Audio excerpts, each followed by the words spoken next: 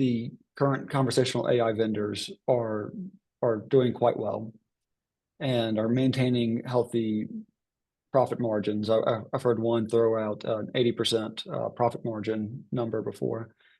And I'm just curious as what your perspective is to the 10 to 15 years from now, if you want to look out that far, when it comes to the ability of conversational AI vendors to maintain profit margins in that ballpark.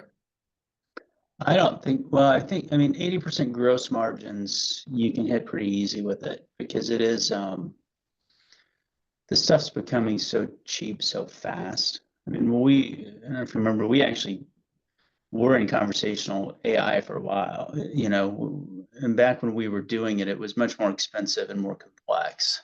But now it's gotten to the point where, there's so much open source tools, or, most of the intelligence to that gets offloaded to the LLMs now. You still have to deal with the plumbing, right? The voice connectivity, but even that is becoming super easy. And so what's happening is you're seeing this big proliferation of startups that are like, hey, we're another voice automation company, another conversational AI, or another bot. And the market's just saturated with them. All that leads to is a compression of margins, and I think in 18 months, 24 months. And you're also going to see this trend where the CCaaS vendors are going to have it on their platform. I know for a fact, at least 3 of them I've had conversations with in the last 6 months, like they're working on it. And the reason they haven't really released something yet is because of the risk of hallucinations, and like they really got to make sure, they get it right, but also the pricing on it, because they're so used to charging per seat, right? Yeah. Come in with something that's, maybe it's per minute or per transaction. And price always approaches marginal cost in the long run, right? I mean, Bezos is famous for saying your margin is my opportunity. So as long as you're doing something that's no longer complex to do, it's time to move on. Is my sense. And I think that voice automation, I think it's going to be big and noisy for another year, but man, I think the gas is coming out of it because it's no longer hard. It's no longer complex. That's fascinating. That's fascinating. And when I talk to contact center leaders, so the association, the Contact Center AI Association, has an education committee. We talked about this previously, Chris. Yeah. And when it comes to a single topic where there's the greatest gap between the amount of interest in a topic and the adoption, it's voice AI. I can't think of another one. Everyone's very curious to learn about it. I think they're eager to deploy something eventually, but they're still kind of scared of it because of the hallucination risks. Yeah. And it's kind of interesting to see, I mean, if, as you're saying, these CCaaS platforms, if they're developing their own tools, there might be somewhat of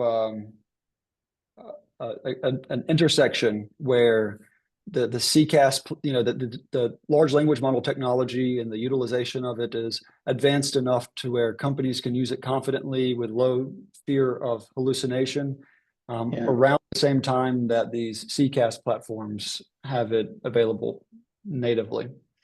Yeah, and I think you raised that ties into kind of what we were talking about earlier too, with like the time gap and delay between like when there's interest in a product and when somebody actually buys that product, right? I mean, Jeffrey Moore's technology diffusion curve, right? Like we're really at the innovator early stages of adoption, and you got all these bigger brands or companies that are like waiting to see what happens.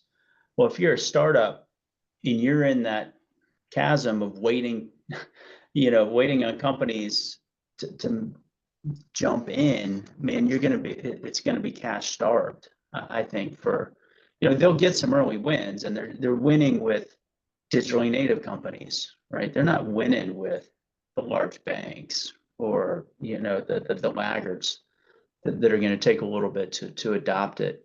So I think there's a market there, and there'll probably always be a good market for again, sort of niching down into, call it vertical applications. So here is our healthcare benefits bot, and it's connected into all of the marketplace APIs, or it's got some specialization around it, which is then going to narrow the hallucination risk. But also, if you're a startup, maybe this is just good general startup advice, but if you're managing complexity on behalf of a customer, that's when they're going to pay you. So integrating with things like Epic and healthcare are a pain.